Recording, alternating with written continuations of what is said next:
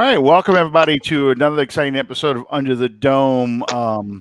Unfortunately for all of us, the game Sunday did not end the way we wanted it to end. Um, you can't come back from 4 turnovers. It's just like in 2011 when we played the 49ers, trying to come back from 5 turnovers in that game. And especially because the Buccaneers got 21 of their 30 points off those turnovers. It just was a hole we couldn't dig out. So, but tonight's show, to paraphrase Marc Antony, we've come not to bury Drew, we've come to praise him. So, welcome. I was thinking that very same analogy. Oh, wow. Well, that's in the tease tonight, too, so for the show. But, I got to throw my literature bit in there. Welcome, everybody. I'm your host, Alan Orrick, here with my partner in crime, Sean Williams, and our special guest tonight, the unofficial third member of our team, Bob Rose of the Bayou Blitz. How you doing tonight, Bob? Alan, Sean, I hate to be joining you under these circumstances, but gentlemen, my friends, and my brothers, it's been way too long. Listeners, viewers tuning in, I missed you guys too. I know a lot of the people that watch this show tune into what we do on the Bayou Blitz too. So we're one big happy we're one big family. Early this week, I don't know if we can if we can at all say we're happy, but it's been one heck of a run, and frankly, for this team, for this organization, it's not over. But for number 9, I think it is. Yeah. Unfortunately, that was what was painfully obvious as you watch that game sort of unfold. Troy Aikman, I wanted to take a barbed wire wrapped pole and just beat his ass with it, because I was sick of hearing about how Drew is too old and he can't throw past 20 yards and all that stuff. And every time Tom Brady did anything, oh, this is Tom Brady. This is great stuff. And it just, I was sick of hearing it. But I mean, it just, this was the year I think we finally saw that physical decline that everyone's been talking about for the past 3 years. Yeah. Bob, what was your feeling as you were watching that game? You know what? I couldn't agree more. And listen, we've all three seen a lot of disrespect and Drew bashing going on, frankly, most of the year, but especially over the last 48 hours. Listen, like I self-imposed a Florida ban on myself for 36 hours after the game, because I didn't want to go off like I was feeling, in the forums that we have. But I told a friend of mine when they pressed me to tell them about the game, I said, look, this is the bottom line. Our quarterback played like he was 85 years old, and their quarterback only played like he was 75. I'll be honest with you. Tom Brady did not look very good. No, not at all. He completed, I think, just under or around 50% of his passes. And the deep balls just were not there. You had a couple drops, and he had that one incredible pass he threw, I think, on third down. But to Godwin. Outside of those plays, I just thought that, he just wasn't very accurate, and he didn't look very good. It was just frustrating that we would turn the ball over on short fields for them. And it made it so hard in our defense just to hold them to a field goal. I mean, that first interception was basically a pick 6. I think we tackled them at the 4. Yeah. And the only pass that Mike Evans caught the entire game was that touchdown pass, which was a 3-yard pass. And he still had good coverage on it. I mean, Lattimore, that one breakup we tried to throw in that deep ball, that was probably the most gorgeous defensive back play I have seen in Saints history. I'm not talking about just that game. I'm talking about in Saints history. Our pass defense played. I was really proud of the way that they played. and as far as the Evans touchdown, you gotta understand, in a goal line situation, that the size difference, the height difference makes all the difference in the world right there. Absolutely. Because all a quarterback has to do is put it to where Lattimore can't get it. And when you're going from like 6 foot to 6'5", that's a hell of a difference. Yeah, absolutely. And like you guys said, the New Orleans pass defense on Sunday, especially coverage. Pass rush, I was a little bit disappointed in, but it's tough to get Brady on the ground no matter what. But the coverage was outstanding.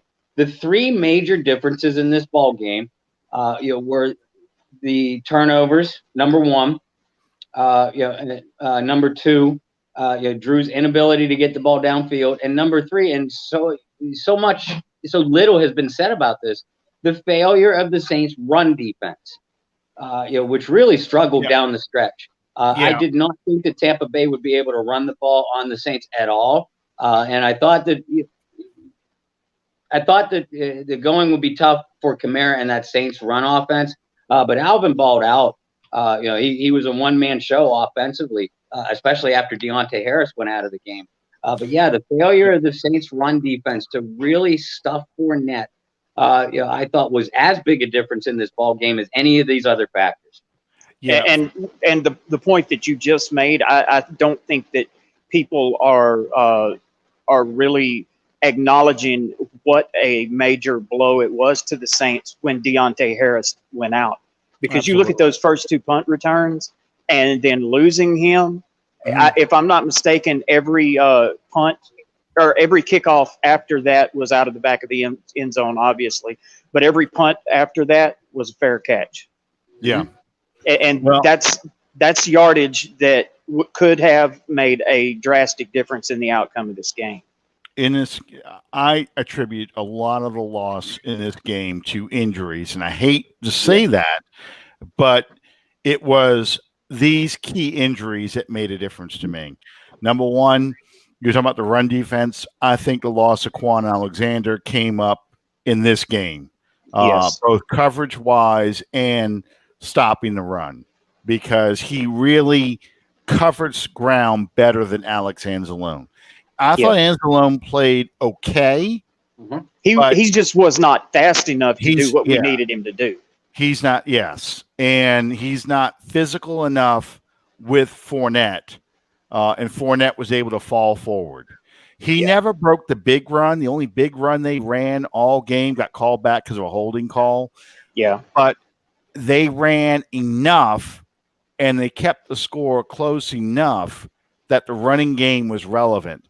I kept thinking the whole game leading up to the game was, if we get up on these guys early, Bruce Arians is a lot like Mike Martz. Mike Martz had Marshall Faulk on his team, but if he felt like he was falling behind, or he got, as Bill Parcells used to call it, the virus, he would start calling pass play after pass play after. That's why they only ran the ball 5 times in the last matchup.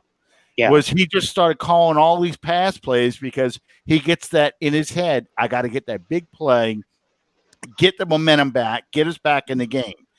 And I'm going to talk about more injuries in a second, but I'm sorry, go ahead. I would say we all know that the turning point of this game was Jared Cook fumbling. Yes. Because Jared Cook doesn't fumble. That drive is a field goal at least, if not a touchdown. You get a touchdown that drive, because I think the Bucs were on their heels at that point. You get a touchdown that drive, you go up 27-13. Arians abandons the run. We never see Fournette again. Yeah. And he's throwing the ball every down. And that's when Hendrickson can start making his plays. That's when Cam Jordan starts getting his pressure, because it's a one-dimensional team. They start feeding off of that. And suddenly now the narrative about Drew not throwing the ball more than 12 yards or 15 yards or 20 yards, that's not important anymore, because now we've got all the momentum and we are making them punt. But yeah, Harris going out because of the injury, Quan Alexander going out with his injury, and I hate to say it, but Taysom Hill and Latavius Murray not even being in the game hurt tremendously because those guys. You watch the Bucs defense; they kept creeping closer and closer and closer. They had like 9 guys in the box. Yeah, I kept Avery Perkins and I were texting during the game. And he and I both at the same time said, man, if Kamara gets to that second level, it's Katie bar the door. He's gone because they got nobody left. Everyone was sitting crouched up the line of scrimmage. And Taysom is trucking somebody and getting to that second level. So I thought that was all reasons why we lost that game. I think that, or I hope desperately, and I hate to say this, I hope that Sean Payton went to the locker room and pulled Jared Cook aside and told him that he needs to get a change of address for him from the post office. I really do. I attribute half of those turnovers either directly or indirectly to Cook. One was the fumble. One was a tipped pass. Yeah. And we brought him in to be that dependable pass catching tight end. And I cannot sit here and say that I would depend on him to be that anymore. I really can't. No, I don't think he survives. I heard the story is that the salary cap supposed to be at $180 million this year. And I don't think that he survives a cap purge of players to get under the cap. And this was his last year under contract, was it not? Is it? Okay. All right. Okay. And to be honest with you, the news that came out of Baltimore yesterday, I would absolutely love it if the Saints brought Mark Ingram back. I really would. Because you could do that, and you could let go of Montgomery. You could let go of Murray. And you know what you're getting.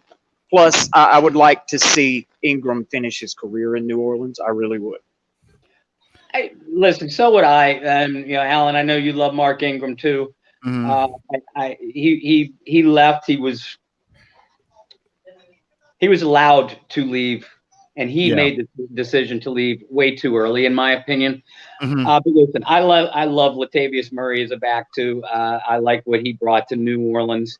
You didn't see a whole lot of different productivity from Murray than we would have Ingram because the torch was being passed to Alvin Kamara for this offense anyway. Yeah. I think, flip a coin between, Latavius Murray and Mark Ingram. I think Ingram's a better receiver, but Murray did not perform badly in that capacity either. No. But yeah, I do agree with what you said, Alan. As soon as you lost both Taysom Hill and Latavius Murray for Sunday, and I said it on Jordy's show earlier. I said those two right there, that took the power between the tackles out of your offensive equation. And you're not going to beat a defense as athletic as Tampa Bay on the perimeter time and time again. And it affected the passing game too, because now your only running back, your only viable option at running back is Alvin Kamara. Mm-hmm. So you can't split him into the slaughter out wide as often as you normally would, because that's 100% telegraphing the pass right there. Yep. And when you have, Michael Thomas operating on half a leg, and Deontay Harris had to leave. We know what we have in Traquan Smith. He gets open if you scheme for him to get open. He's not going to get separation by himself. Emmanuel Sanders' best days are far behind him. You just had a crippled offense going into this game for the final 3 quarters. Yep. And Alan and I were texting during the game, and towards the end there, I think Alan hit the nail on the head, because he told me, he said the difference in this game right now is the fact that their receivers are getting separation and ours are not. Absolutely. And that honest to God, that told the story of the way that this game was going to end. Well, Callaway's playing on a bad ankle too. And Traquan Smith is essentially playing on a bad ankle because he was just coming off of IR with his injury. So yeah, you had a crippled passing attack.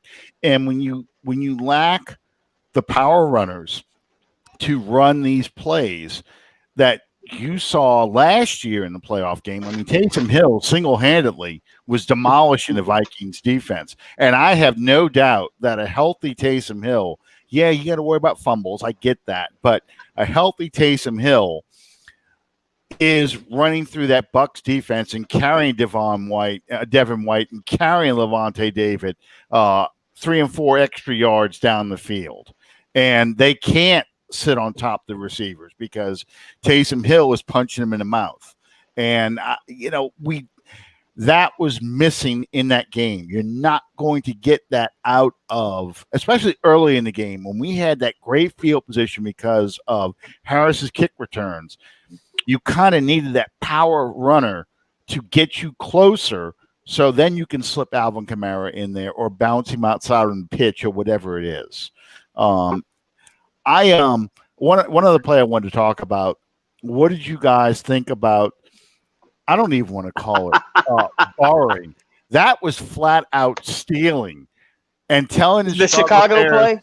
Yeah, telling the Chicago. They should have even called it the Chicago play, and telling the Bears, this is how you run the play. This is how you do it. And you could see everybody Twitter exploded. Everybody was laughing because that's the same play the Bears ran. I mean, you just change the numbers, but it's the exact formation, the exact route, as far as a pitch back to the quarterback, everything. And it was an unbelievable play. And there you go. Traquan Smith is scheme wide open. There wasn't a player 20 yards around him when he's going down the middle of the field. And he was wide open enough that Jameis Winston, being colorblind, didn't enter into the equation. Yeah.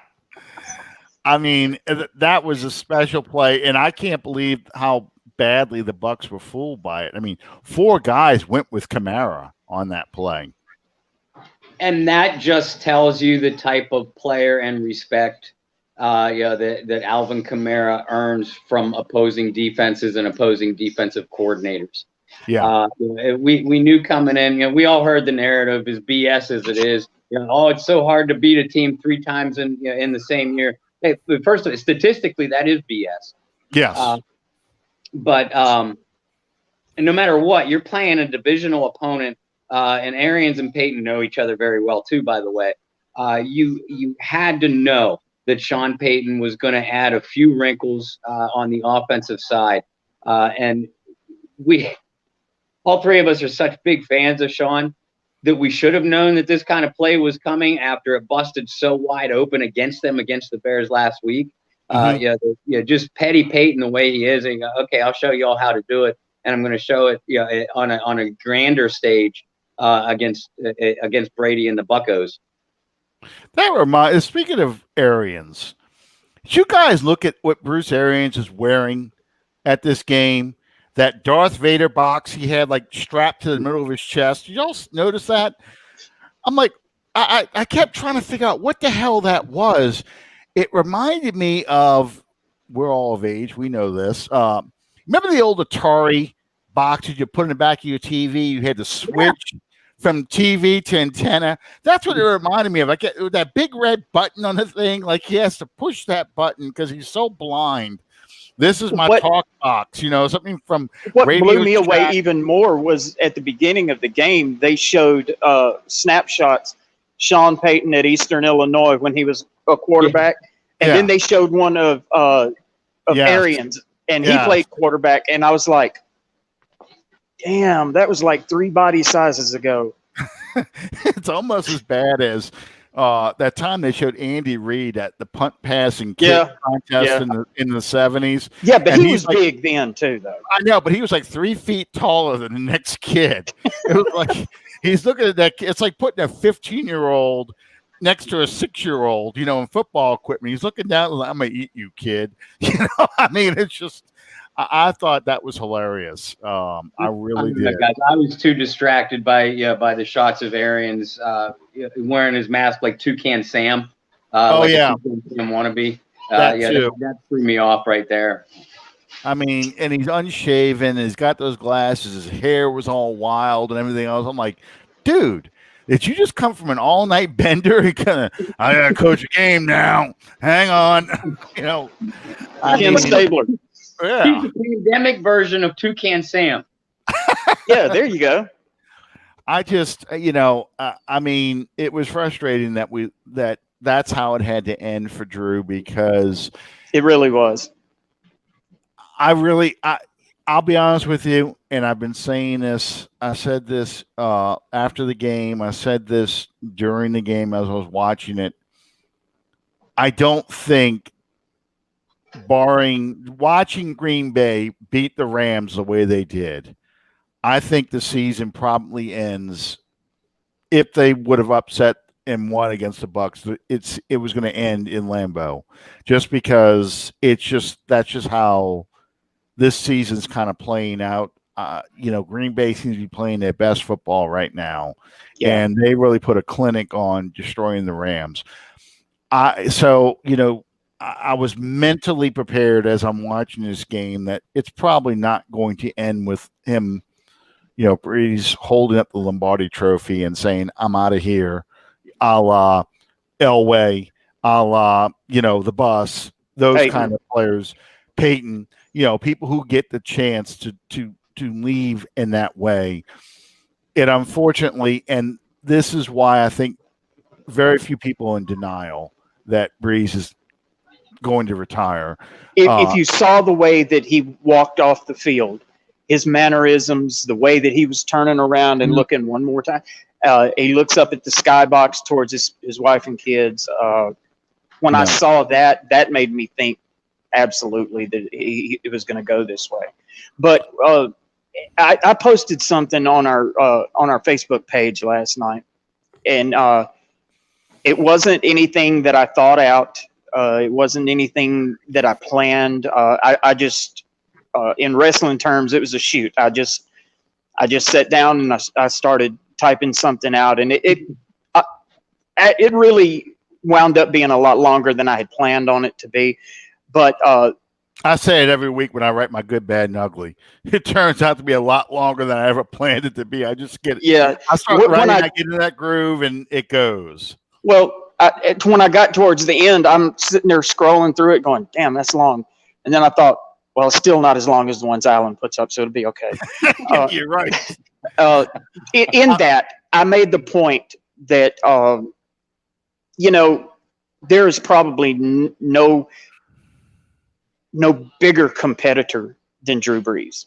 And you have to believe that he knows better than most that everybody doesn't get to win. Everybody doesn't get to end their career holding up the Lombardi the way that some have. But in a sense, I would like to think that Drew ended it. If this indeed is the end, I would like to believe that he ended it just the way he wanted to, because he was out there playing his ass off to win for this team and this organization and this city. And at the end of the day, he ran out of time. He didn't lose. I would agree with that. Bob, go ahead. I'll disagree with the very last sentence, mainly and only because of this. Father Time is undefeated. And Father Time TKO'd Drew Brees just like he did Peyton Manning, just like he did Brett Favre, just like he's doing to Tom Brady. I mean, we can go back and back and back and back. First and foremost, frankly, even though they're a divisional rival, I don't mind Tampa Bay if it wasn't for Tom Brady and that psychopath child cancer Antonio Brown. Mm-hmm. If it wasn't for those two, I like the organization. Bucks fans and Saints fans, we have kind of a kinship because we're long suffering. It grabbed that one title, but that's been it. So far. Yeah. And Alan, I think you're right. Reality is, with the way the Saints offense has been limping along, I think it was an awful tall task to go into Green Bay. You're playing the league, Goodell, and Rodgers, and a Green Bay team that's playing very well. I think it would have been hard pressed to win it. And as far as Drew goes, I think most of us that really think about it and push denial out of the way, I think we knew coming into the year that there was about an 80 to 85% chance that this was going to be Drew's last year. Yes. I personally was about 98% sure by week 4 or 5 because I looked into the man's eyes the best I could, from television, obviously. I looked into the man's eyes and just his physical mannerisms. And what I saw was a guy that knew he couldn't physically do it to the level of his own expectations anymore. And if you're an athlete, regardless of any level, if you're an athlete for a certain period of time, you do reach that point. Even if you don't verbalize it out loud, you know it. Your brain and your pride might be the last to accept it. Yep. But you know it. And from that point on, between Drew and Sean and Pete Carmichael and the rest of that offensive personnel, I think they did one hell of a job of being productive despite that. The Saints offense as a result was limping down the stretch. Listen, we all, and the three of us are old enough, to remember scenes like we were all little, but Johnny Unitas in a Chargers uniform, Joe Namath in a Rams uniform. Yep. More recently, Favre and Manning's last year were just awful to watch. Muhammad Ali quitting on his stool against Trevor Burbick. Now, Brees wasn't quite to that point. And because of that, Sean, I agree with you that in a way he went out on his own terms because he went out like a warrior. He gave us every last bit of blood, sweat, and tears that he had left in that body realistically. And I think that Drew, looking back on it, as we should be looking at him, look, this man gave us every bit that he possibly could have. He still seems to have all his physical capacities as far as living a normal everyday life, to play with those kids of his, and to be a family man. Certainly has all his mental capacities left. Next to a Super Bowl title or a deep Super Bowl run, I don't think we could have asked for anything more from Drew Brees in these last 2 years. Absolutely. I totally agree with that because, like you said, and this is where I was going with this when I started this statement.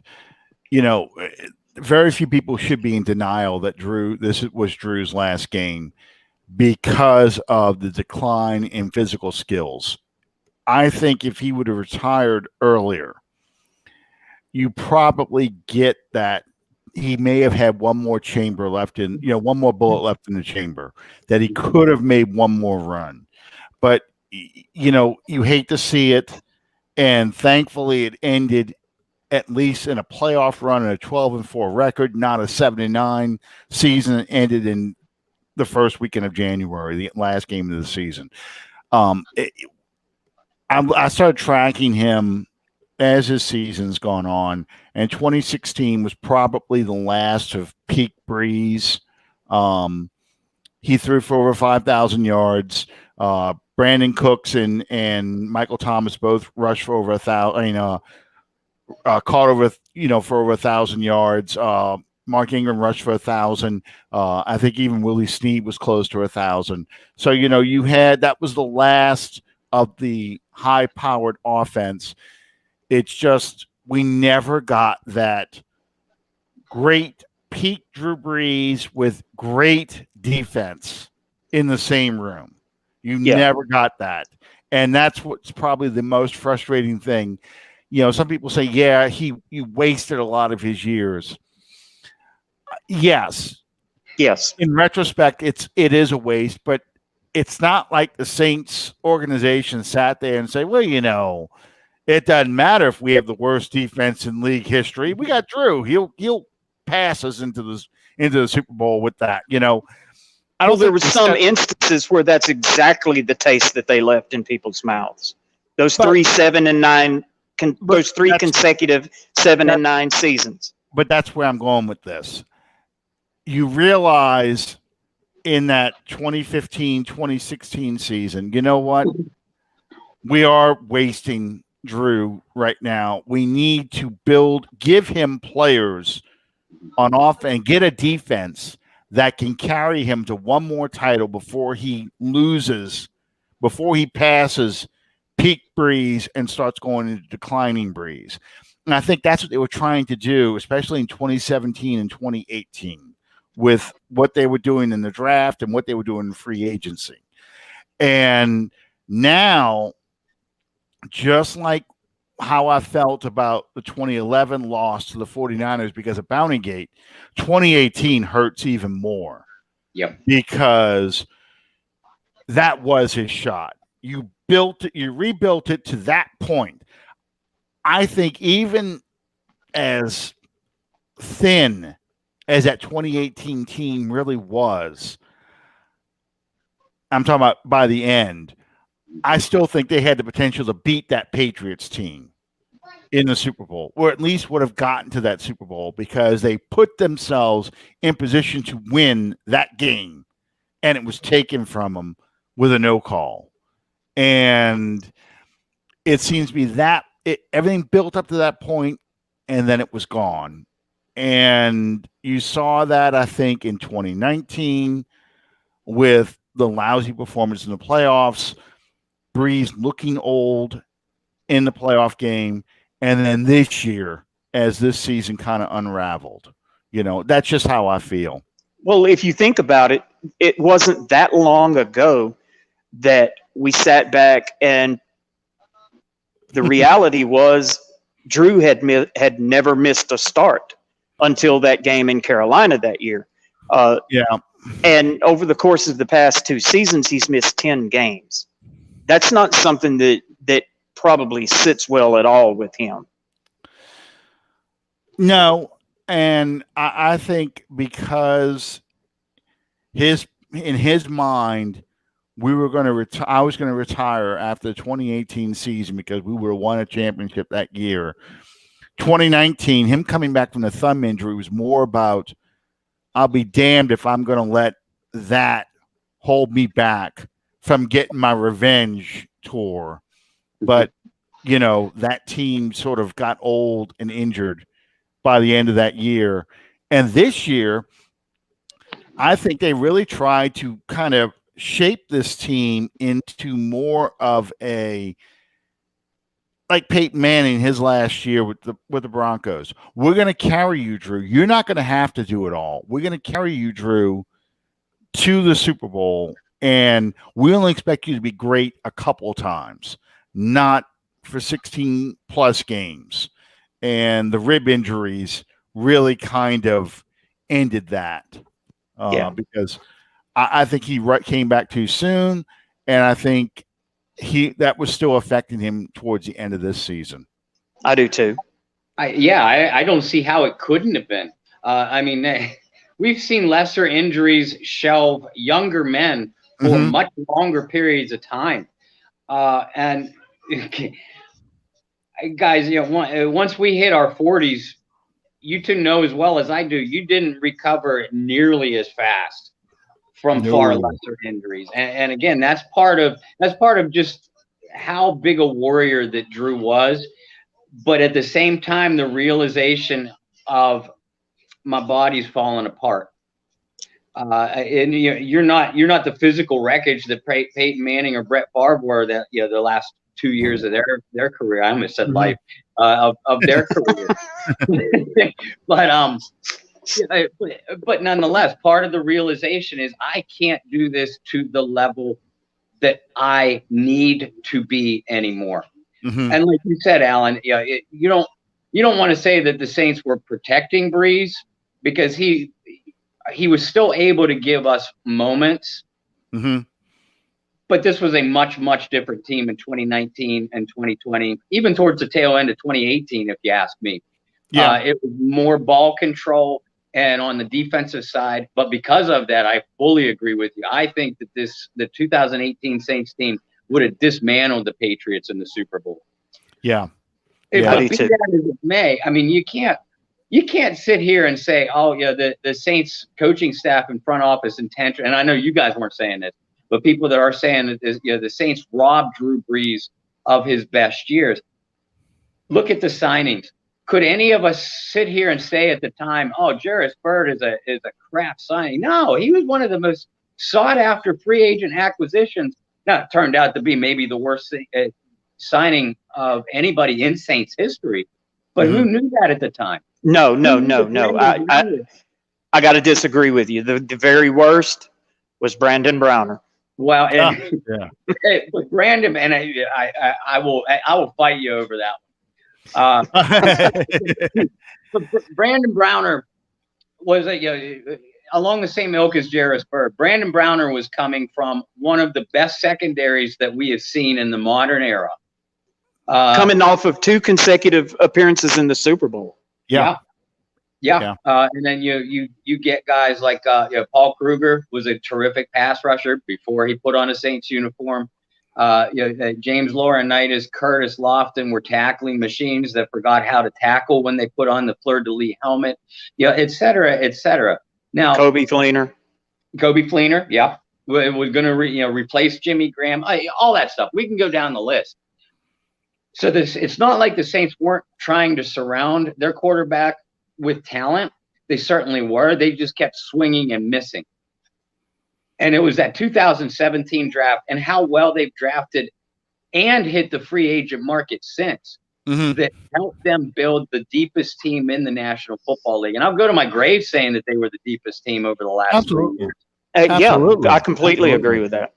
But I mean, you go back to 2006 when Peyton and then Brees came to New Orleans. Being a lifelong Saints fan, did you have any even fantasies that over the past 4 years, the winningest franchise in the NFL would have been the New Orleans Saints? Absolutely not, because I was talking about this with somebody when I was doing in the Saints Yesteryear group, putting up, footage and highlights of old Saints Bears games. I put up that 2006 NFC Championship game, and I can tell you, I was so pissed off. I went outside and almost put a hole in my shed punching it, because I'm like, that was our shot. It's going to be just like Jim Haslett. This is going to be our one shot, and then we're going to be sucking for another 2 or 3 years, and they're going to fire the coach, and they're going to rebuild the team. It's going to be the same damn crap we always go through. And I had no idea. I did not believe in Peyton at that point and this organization to be able to put together a consistent winning team like they did. Because I just thought it was just that was it. Just like in 2000, that was it. And in 2000, I believed we could go on until 2002. And then I realized what a mess everything was. But I mean, you always believe that you have one more opportunity, and the loss doesn't hurt you until you reflect and say, okay, that was our shot. That was our last opportunity. So, but even up until now, can any of you sit there and say that you didn't have the mindset, well, as long as number 9 is in that huddle, we've got a chance? Oh, no. Even with his diminished arm strength, skills, whatever you want to call it, as long as Drew was on that team, you knew that you were always going to be in that game. It's what I said and I'm sure, Bob, you may feel the same way, but it's what I said earlier this season. I was always more comfortable with Drew with the ball in his hands, with us either tied or in the lead, than I did with our defense on the field. Yeah, just because of that. I mean, because you always felt like Drew always gave you a shot to win. It didn't matter how far behind you were. In the 2011 playoff game, I keep going back to that game because that was the last game that I felt the way I feel right now. Mm-hmm. Same. I kept saying, give the offense one more shot. We will score in this team. One more shot's all I ask. I got 2. I got after Sproles scored. I'm like, that's it. That's all we need. That's got it. And then, of course, we let them go down the field because of damn Greg Williams and his cover 0. So Graham gets a touchdown. I'm like, thank God. 2 of them. We got our second chance. All we had to do is one more minute. Just hold him for another minute. And of course it goes wrong. Alex freaking Smith. Yeah, Alex Smith, but it's really Davis. I mean, to my grave, I'm going to be looking at. I could just picture Roman Harper a step slow, not getting there. If he just gets there a second earlier, that ball hits him between the 4 and the 1, and we kill it right there. And I can do what I've been wanting to do for years and years and years and screaming at the 49er fans, how does it feel? How does it feel to have your heart ripped out like that? But I couldn't do it because a lot is made about the Minneapolis Miracle game and how devastating a loss that was. On one hand, it didn't. I don't think that we had what it would have taken to go to Philly and beat the Eagles. We were too banged up. But, people don't acknowledge that at halftime, that was a 28-0 game. And they came back. Not quite that high, but yeah, it was like 17-0. It was 17-0, yeah. 17, I'm sorry. It felt like 28-0, but yeah, no, it felt like it because it felt like we couldn't do anything. Mm-hmm. Yeah. And we fought our way back into that. Absolutely. As long as Drew is in that huddle, that this team is going to have a chance. Yeah. Vernon Davis, thank you. Yeah. Vernon Davis. But, in that Minneapolis Miracle game, which only matters to Viking fans because that's the closest they're going to get to winning a championship, is they have a play like that. I mean, because they can't put it on their Super Bowl highlights because it's just one skull drag after another. And I mean, it is. You can't deny that. Oh, no. Here, let me put it on. Let's watch Otis Taylor score a touchdown against you and watch Joe Kapp go off with broken ribs. Oh, let's watch Larry Zonker truck your defense down the field. Let's watch L.C. Greenwood bat that ball back in Fran Tarkenton's face for the safety, and the guy drags himself out of the hospital because he had the flu, touch you down, Dwight White for the safety, and then let's go watch Old Man Willie run one more time in slow motion, that Raiders sticker coming off his helmet just a little bit as he's running down because he picked off yet another Fran Tarkenton pass. That's your life. That's your highlights, that's your championship chasing. The rest of it is fumbling, turning the ball over 8 times against us, shitting the bed against Kerry Collins of all people in the 2000, NFC Championship game with all that talent you got. Oh, look, Morton Anderson made that field goal again. How about your kicker? What did he do? I mean, that is their legacy. It's always this close. You're this close, but you shit it away. So, that's why the Minneapolis Miracle doesn't bother me. It wasn't as devastating a blow to me because, like I said, looking at it realistically, I saw absolutely no. We dressed 7 offensive linemen for that game in Minnesota that year.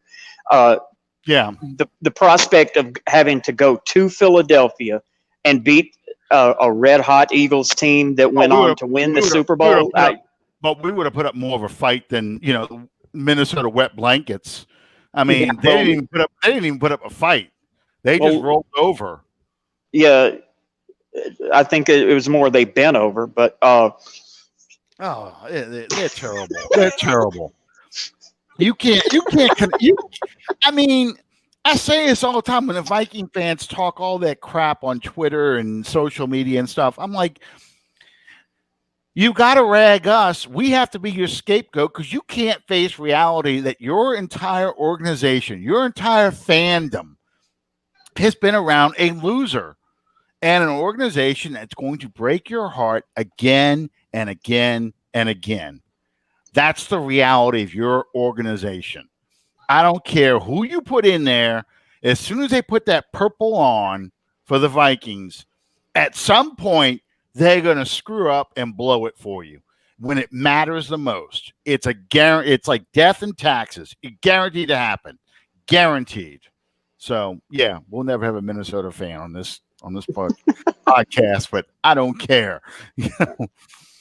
But yeah, I mean,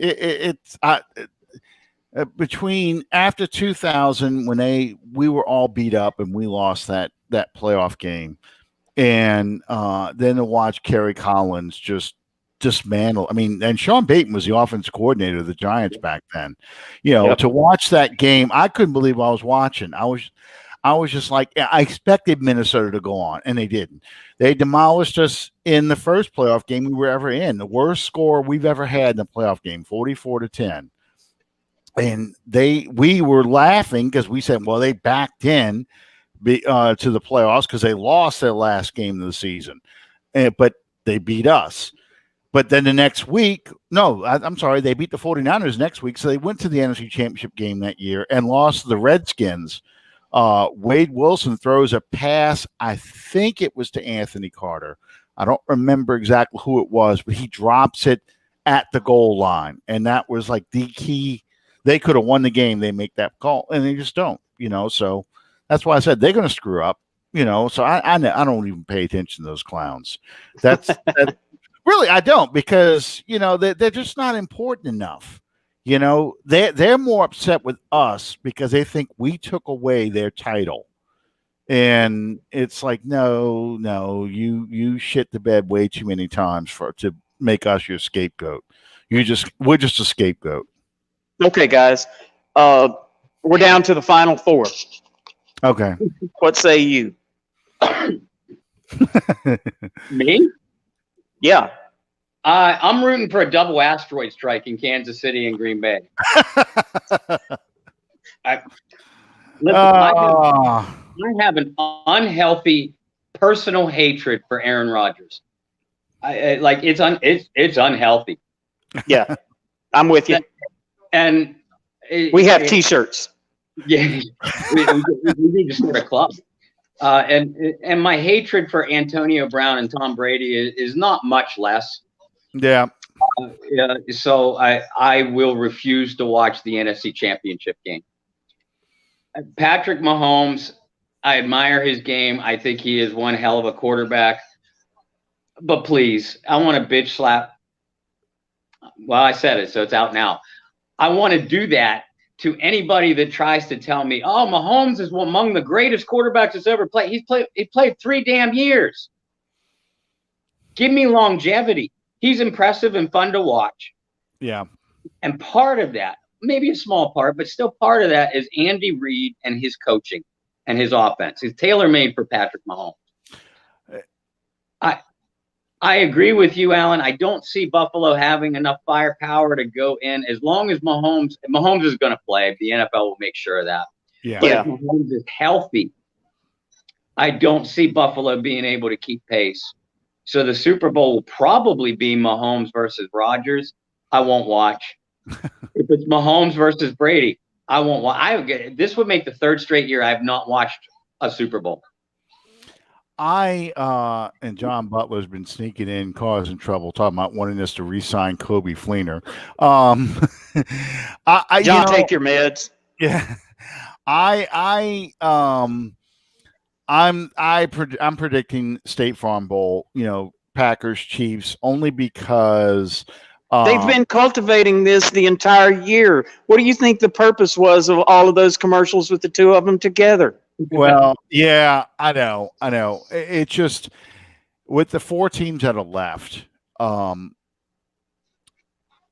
I said, Brady wasn't impressive against us. We don't turn the ball over. They lose that game.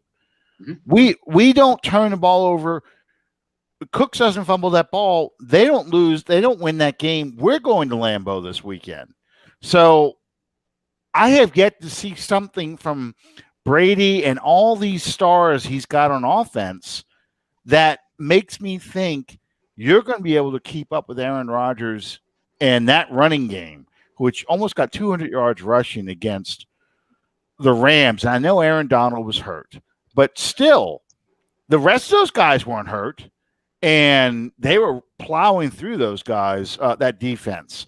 So I just can't see the Bucs offense keeping up with the Packers offense, because I think they'll just ground ball control and run that ball right down the Bucs' throat and keep Tom Brady on the sideline. And like I said, with Arians, when we were playing him, he feels like he's falling behind. He's abandoning the run, and he's throwing the ball on every down because he wants that no risk it, no biscuit, that big play. So that's why I see it as Packers Chiefs. And is this Super Bowl 52 or 54? 2. 52? No, yeah. I'm 53. This is Super Bowl 54. No, you're right. It's 55. It's 55. You're right. There, because 53 was 2018's Super Bowl. That's the one everybody turned into. Instead of 53, they turned the thing sideways, so it said lie. So yeah, it's 55. It is 55. So yeah, this is the year I think that they get the Super Bowl I rematch. So get ready for endless footage of Green Bay versus Kansas City, Max McGee catching the pass behind his back and all that stuff. You're going to see a lot of that stuff because CBS has that Super Bowl. They had Super Bowl I, so I think they're going to love that. Well, I'm pulling for the Bills. Yeah. Well, and I'd love to see the Bills finally get it. That area well deserves a championship. It's been a long time since you go to 4 straight Super Bowls and don't win any of them, and each one gets progressively worse. Your performance out there, they really deserve at least one championship, but I just don't see it. Real quick. Okay, so the Saints had a lot of coaching moves happen. Bob, I wanted to get your take on these things before we go, though.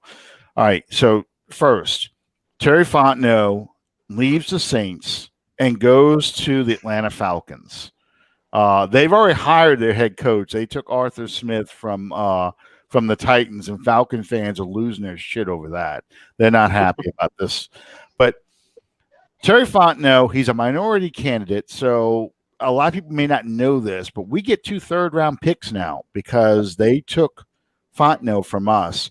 We get a third-rounder compensatory this year and one next year. Your take, how do you feel about Fontenot going to the Falcons? First of all, on one hand, I feel bad for Terry Fontenot because you're getting, not only do you go to a dysfunctional place like Atlanta in the first place, but as one last move of dysfunction before they bring you in, they hire your head coach for you. Yeah. If I'm Terry Fontenot, that's red flag number 1, 2, and 3. No, thank you. I mistakenly took a coaching job when I was younger in my coaching career, where I was hired as the head coach, and I was informed these are who your assistants are. I should have torn up the contract right then and there. But I think Terry is going to do a good job, and he's more than deserving. It gets lost to people how good a job he was. Director of pro scouting, for the Saints, and in the last couple of seasons, you look at how well they've done in free agency. Bringing people in like Demario Davis, Malcolm Brown, bringing back Malcolm Jenkins, even hopping on Taysom Hill because your scouting department recognized what Green Bay was giving up. So it's moves like that. The Fontenot deserves a lot of the pat on the back for.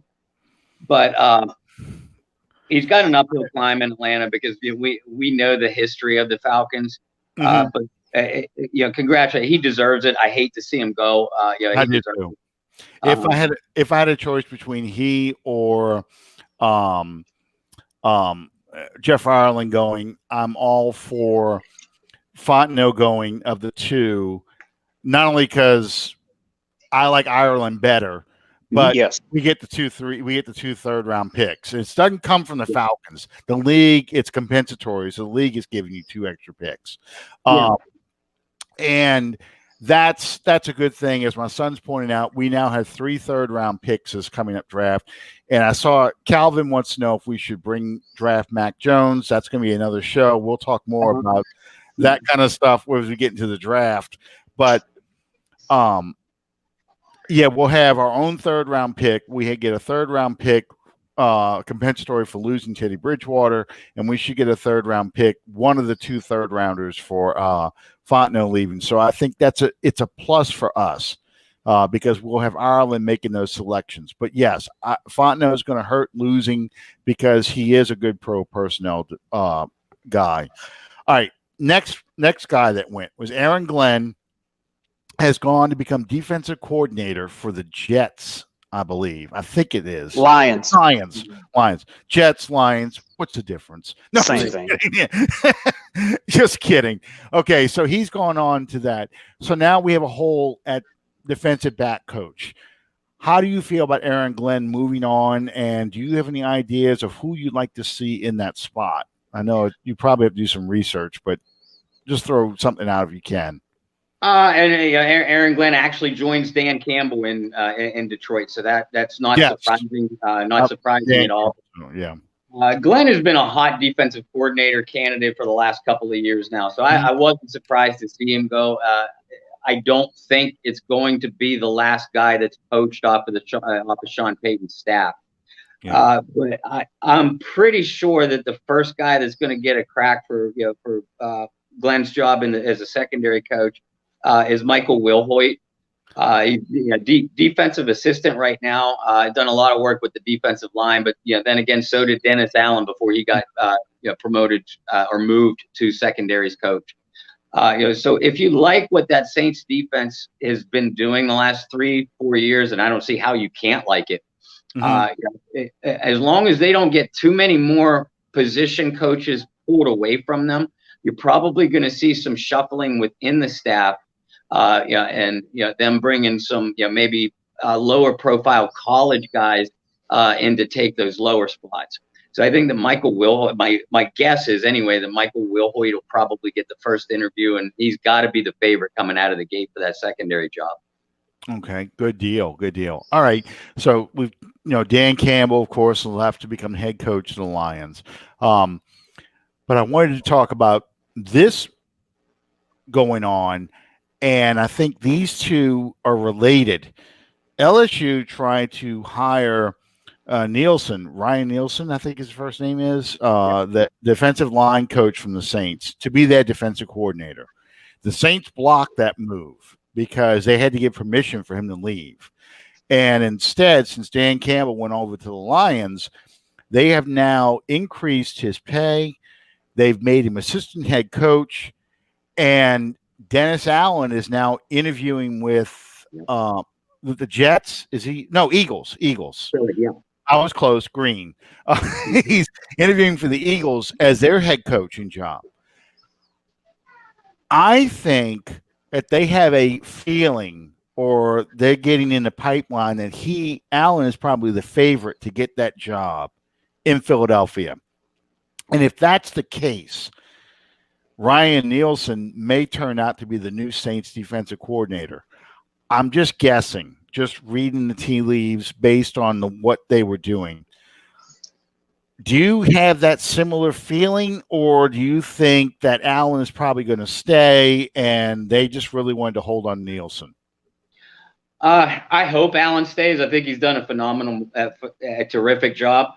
But I'm not hearing much out of Philadelphia as far as who the favorite is, but I couldn't agree with you more that if Dennis Allen were to leave for Philly or any other opportunity, that Ryan Nielsen is their first, second, and third choice for defensive coordinator. And that's why that they would have attached that assistant coach job title on him, and undoubtedly a hefty raise. Nielsen has done such a magnificent job with that defensive line, which has been the linchpin to their success. You have to believe that even if Dennis Allen stays, you have to be terrified if you're a Saints fan that Nielsen will get a defensive coordinator job elsewhere within the pros, because the Saints were able to block his move to LSU, like you said. They would not be able to block a promotion and move upward into another NFL organization, regardless of title. So that's where the catch lies. I think all of our eyes have to be on what Philadelphia does. And if they bring in Dennis Allen, the second his name is announced, New Orleans better be announcing, well, our new defensive coordinator is Ryan Nielsen. Yeah. I'm sorry. You got Sean Butler's drinking. For those who can't read this crap, if Aaron Sharper could get 16 years shaved off his sentence, he may interview for that secondary coach vacancy. What's he planning on doing? Getting all the other defensive backs drunk and then, having his way with them? What the hell? Oh, that's why I said John's drunk. Just I know you're trying to get a serious answer, and this shit comes up. All right. So anyway, I feel the same way. That's why I went in that direction and kind of skipped over Dan Campbell, because I think it's likely. I think Allen is going to leave for a head coaching job somewhere. And yes, Ryan Nielsen is probably one of the best position coaches on the staff. You look at guys like Malcolm Roach, like Shai Tuttle, Trey Hendrickson, Granderson, even Malcolm Brown. Just what they've been able to do with this rotation and the growth that you're seeing. It's not showing up in the sack stats, but the growth you're seeing out of Davenport, just positioning and learning how to play the position. He's probably one of the best teachers on the staff. Now, Mike Nolan has been fired earlier this year from Dallas as their DC, their defensive coordinator. If Nielsen gets promoted, they had a good relationship with Nolan. I would not mind seeing Nolan come back as a position coach again with the Saints, because I thought he worked with the linebackers. So that's somebody I'm going to be watching over the next few weeks to see what happens with him. Dan Campbell, tight ends coach. I don't know where they'll go from there. Do you have any ideas about tight ends coach? I think he was also assistant offensive line coach too. Yeah, he was. And because of that, keep an eye on what happens with Dan Rushar, who has been the offensive line coach for the last several seasons. Rushar is a real hot name among NFL front offices for a potential offensive coordinator job at some point in time. So I know that Sean Payton has not had a lot of changeover in his offensive staff, and at the end of the day, he is the czar. But part of what has made that offense so successful is the continuity within that staff. I think Pete Carmichael is going to be attached with Sean Payton probably through the remainder of both of their careers. But I hope that the Saints are going to be able to keep Rushar in some way, shape, or form, and they might have to attach an assistant head coach onto his title too, to prevent Dan Campbell or a potential Dennis Allen head coach from pulling Rushar away. If they happen to lose Rushar, I know they're big fans. The organization is big fans of Brendan Nugent, who has been Rushar's assistant. Nugent's official title is offensive line and running game assistant coach. So again, just part of that offensive brain trust that you want to and you hope that they can keep intact as long as possible. But I would expect a few names to kind of drop off of the wayside because they're, with Campbell going and with like you said, Dennis Allen potentially going, that opens up a couple promotions for these guys. Moves upward, even if it is in a different organization, it looks real pretty on the job resume. Yeah. Calvin threw in that nobody wants Pete. For some reason, I really think Pete Carmichael either doesn't interview well or he turns down opportunities just because he enjoys working with Drew, because he's been with Drew since San Diego days. And just he enjoys being on this staff. One thing I did hear, I know when we can bring you in another time, talk about Deshaun Watson and that drama and stuff like that. Deshaun Watson really wanted Eric Bieniemy in there, and Eric Bieniemy interviewed with somebody, and I want to say it was the Falcons, and the stories coming out after that were that he interviewed very badly.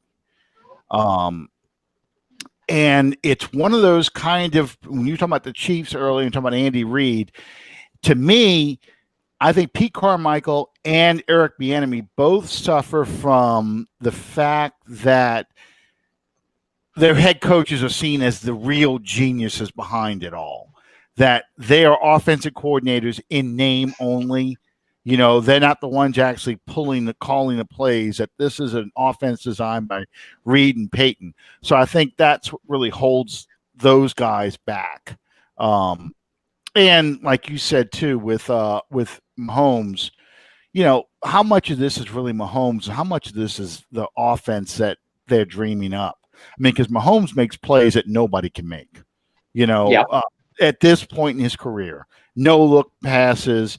He can run and just whip that ball out of his hand, probably as quick as Dan Marino or Jeff George in his prime. I mean, it's an amazing thing to watch. So how much of this is just superior athletic talent versus a scheme? So I think all those things kind of work against a guy like Carmichael, a guy like Bieniemy, that, everybody gets that feeling this is the guy, but you really see it's really the players who make this stuff work. Okay, Sean, do you have any? I know you got to go. We're kind of over time a little bit. But, I mean, do you have any things you want to bring up before we go? Well, I wanted to take a minute and tell everyone that took the time to respond and to share the post that I put up last night. Tell them thank you. I'm really humbled at the response that it got. That's probably the first thing that I've written in over 5 years. No, it's very good. But, well, thank you. I just felt like I needed to say something. I really don't like the level of disrespect that is being shown to Brees in the media and especially on social media. At the end of the day, if there's anybody in this world that has earned the right to be shown a level of respect beyond the game and everything that he's done, I have total and the utmost respect for Drew Brees. And believe it or not, very little of that has to do with the fact that he plays quarterback for the New Orleans Saints. The man that he is off the field, that more than demands respect. I've got something I'm going to write the day he officially announces retirement. I kind of some stuff I'm playing in my head. No more Christmas Carol. That's over with. That was just a one-time deal, but it's something kind of along those lines. Just as a Saints fan, like you, like me, like you, Bob, who has been around for the pre-Drew Brees days, the Mike Ditka days, the Bum Phillips days, the Hank Stram and Dick Nolan days, kind of Saints fan. Imagine getting to a time machine and you get to watch these past 15 years, and you have to go back now, and you have to watch a Bobby Douglas, a Billy Joe Hobart, Billy Joe Tolliver. You have to watch Heath Schuler. Heath Schuler. Yeah, Billy Joe Schuler, Billy Joe Werfel. They're all Billy Joes to me. Right, Steve Walsh, Wade Wilson. You have to watch those games now, and what the difference is in the level of, because I can remember as a kid seeing the Dome Patrol years, a banner hanging in the Superdome. They don't even do that anymore. Very few people hang banners anymore like they used to. But they had a banner that said, "We demand national respect." Well, Drew Brees gave you that national respect. You never got that with Ricky Jackson, Willie Roaf, and Morton Anderson, and all the Hall of Famers that we've had on this team, and guys that should be in the Hall of Fame, like a Sam Mills. We got that with Drew Brees. And I think that's the part I'm going to miss the most. Is that, when the Saints, they talk about the Saints, it was always in terms of, even though they talk like Troy Aikman shit Even when they would give us disrespect, we still were, well, you come into the Superdome to play these guys, they're going to light you up. Drew Brees is lighting you up. And, we'll see you next week kind of thing. Zip, zip, zip, next play is an extra point. That was the kind of talk they used to say about the Saints with Drew Brees. And that's what I'm going to miss, no matter who the quarterback is in the future. Bob, do you have anything to say? All too often, I think in this day and age of instant gratification, always, I think that as is all too often the case, the full appreciation for everything that Brees and Peyton has done to change this team and to change this franchise will not be fully appreciated until it's missed. And I think that's really sad. And, I've seen several posts on Facebook and what have you about how there's fixing to be a gleaning of the fan base. You're going to find out who really is fans and who were just bandwagon fans. I don't insult fans to the point of calling them bandwagon fans. If you support this team, you support this team. More power to you. But as I said in that write-up, I would say probably the vast majority now are just that. They weren't fans until Peyton came along and then Brees came along, and they don't have that frame of reference that goes back to the 1-win seasons and to the 2-win seasons and to the paper bags and to the Ditka years and all the Billy Joes and your entire draft class consisting of one player because you traded everything for that one guy. You don't remember what that was like. And being able to look at it now, as I said earlier, being able to look and see that over the past 4 seasons, the team in the NFL that has won the most games was the New Orleans Saints. Yeah. You have to appreciate the whole picture. Well, and I'm going to turn it over to Bob in a second, but you got to realize too, 15 years is a long time in NFL years. Yeah. And the average 20-year-old, 20, 21, 22-year-old was 6 or 7 years old when Sean Payton and Drew Brees arrived. It's unbelievable to think about, but the college student today or the person who's getting ready to graduate from college was in kindergarten or first grade when Sean Payton showed up. So I'm a little more tolerant of people who don't know the old days, but that's when you put things in that kind of perspective, you realize, Drew Brees has been here almost as long as John Meekum owned the New Orleans Saints. Wow. John Meekum owned the team for 19 years, 67 to 85. He owned it for 19 years. Drew has been here for 15. So, that it's that when you start thinking about it in those terms, you understand, I guess, to an extent why people don't get it.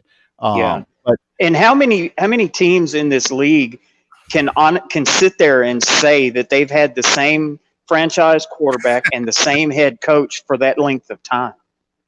I just made John feel old. That's good. I can say this because my daughter is 20 years old. She was born in 2000, and in her birthday, she never lets me forget this. I went to the reopening of the Dome game. Her birthday is September 25th, 2000.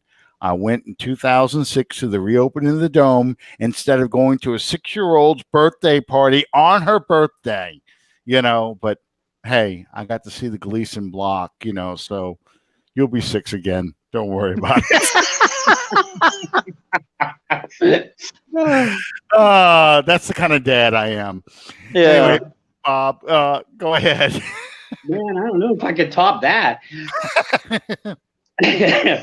Hey, listen, first and foremost, and the three of us, we're going to have plenty of shows, plenty of articles, et cetera, to talk about all this.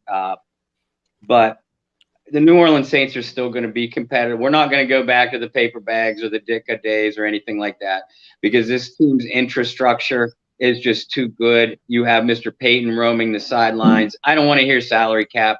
The team will figure this out. We're going to lose some talent. It's bound to happen, but there's too much young talent on this team. Big decisions to make, but like I said, that is that is for future shows and future articles. As far as Drew Brees goes, I have been a big Drew Brees fan since Purdue. I have always loved his game. Even when he played for the San Diego Chargers, I overlooked the opponent or the team he played for because I was just a fan of the man and the way he played. And when he joined the New Orleans Saints and he proved to us that he could overcome even more odds coming back from that surgically torn up arm. And, folks, go back to what I said before about looking in Brees' eyes and just his physical mannerisms this season. Go back and look at any past Saints game and then compare it to this season, and you'll know what I mean about the differences in his demeanor. But know this, Drew Brees was a competitor down to the very last snap. And it didn't matter whether you were behind by 50 or whether you were ahead by 50. He was I am not going to quit, and I am not going to let the men around me quit until that clock hits all zeros. And even then, we're going to come back and give you an even better effort the next time we play each other. That's the kind of player and competitor Drew Brees was.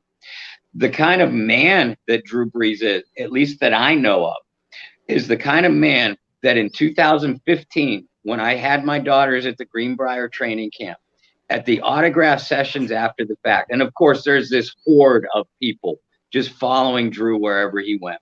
And we were pretty lucky to get a great spot.